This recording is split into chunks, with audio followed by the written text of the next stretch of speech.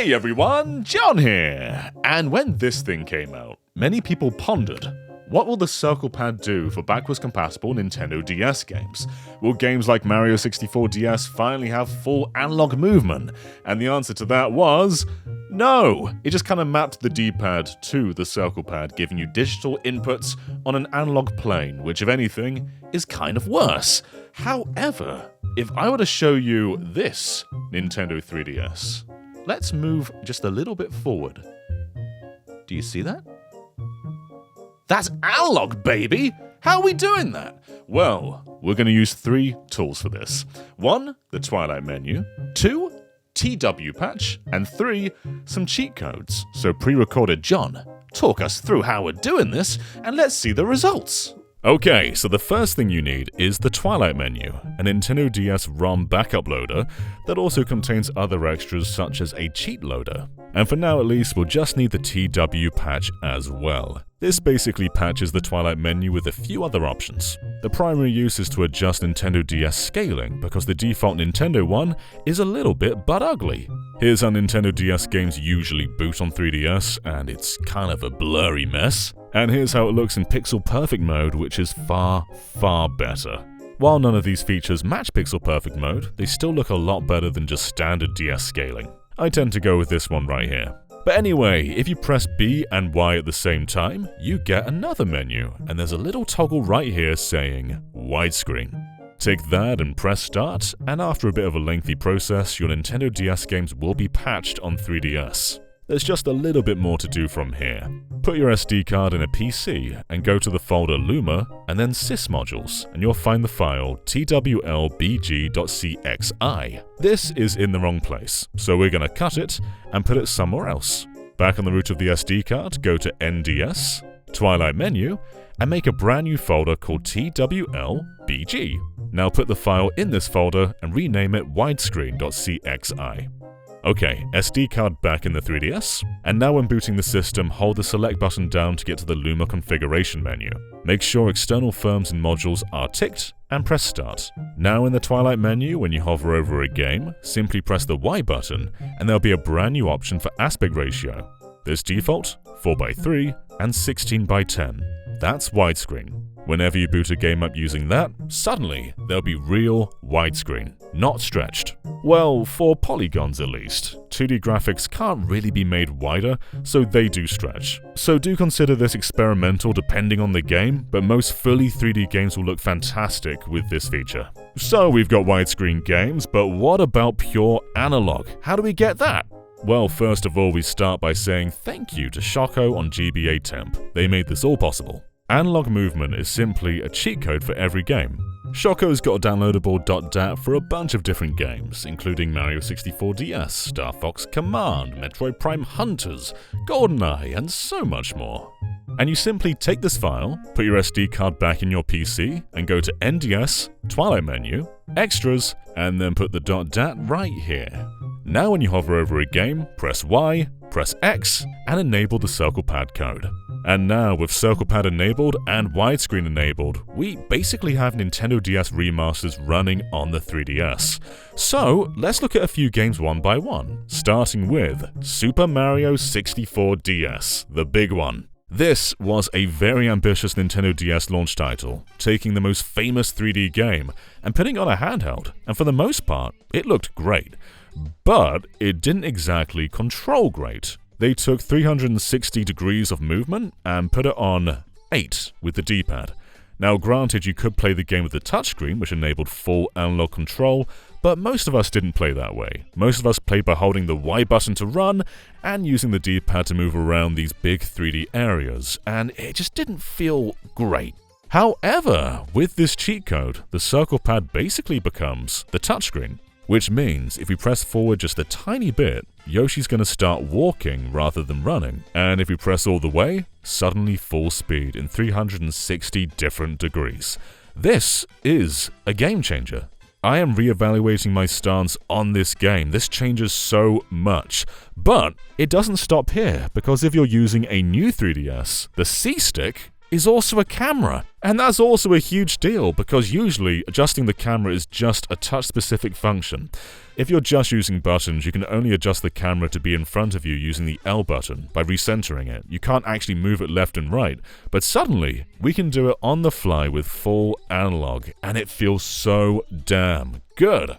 Not only does the game feel a bit more like the 64 original with these inputs, but generally Mario 64 DS plays better. Because usually you're holding the Y button to run, it's very hard to press the A button to use Yoshi's tongue, but that's no longer a problem anymore. The A button is completely free to use, making dives and licks and so much more easily accessible.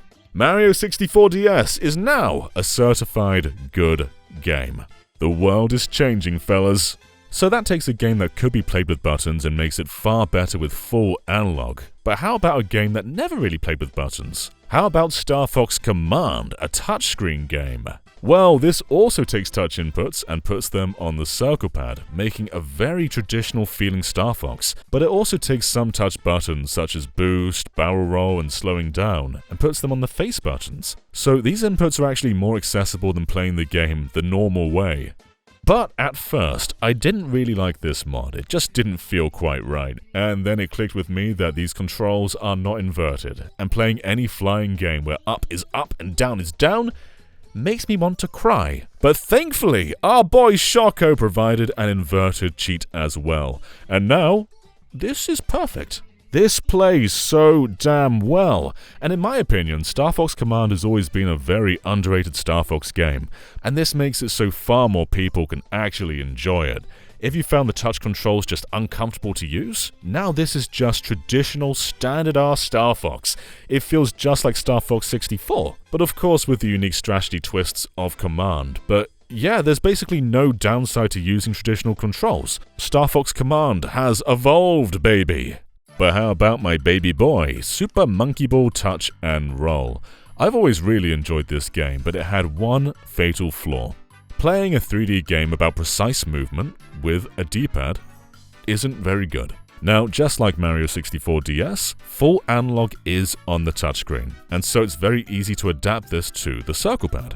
If you move forward just a little bit, I will move forward just a little bit. And of course, you've got all these different degrees of movement, 360 of them. And this changes the game. It takes a Monkey Ball game that I felt was quite underrated and makes it something that is a must-play for any fan of the series. I love its art style too. I always just kind of love seeing 2D sprites in a 3D environment. I'm not sure why, looks nice. But yes, this game is so much more playable with the circle pad. Game changer. Okami Den is an interesting one, as this game doesn't actually have touch input for moving. It just gives you 360 degrees of movement, there's no sensitivity to it though. So moving it just a tiny bit is a run, and moving it all the way is a run. There's just no walking in this game. It is still the most comfortable and best way to play Okami Den, but it's not quite the same evolution as a few of the other 3D games. But still, any chance to talk about this game. People are always begging for a sequel to Okami, and you know what? We've got one right here. It's gorgeous, it's fun, and now its movement is free. On a rather similar note are the Kingdom Hearts games, and we're showing 358 over 2 days here. Just like Okami Den, there is no touch input, so there's no sensitivity to the movement, but yes, this is still 360 degree analog. But what's really interesting about the Kingdom Hearts games is they did have touch inputs for the camera, and so the C-Stick can be a fully functioning camera, and this brings both the DS games up to a really high standard of the console entries. What's really special here is the DS games never found their way to any HD collection, and so this is basically the best we can do with them, making them widescreen, giving it analog movement, and a full-on analog camera. So these are your Kingdom Hearts DS remasters. They're right here.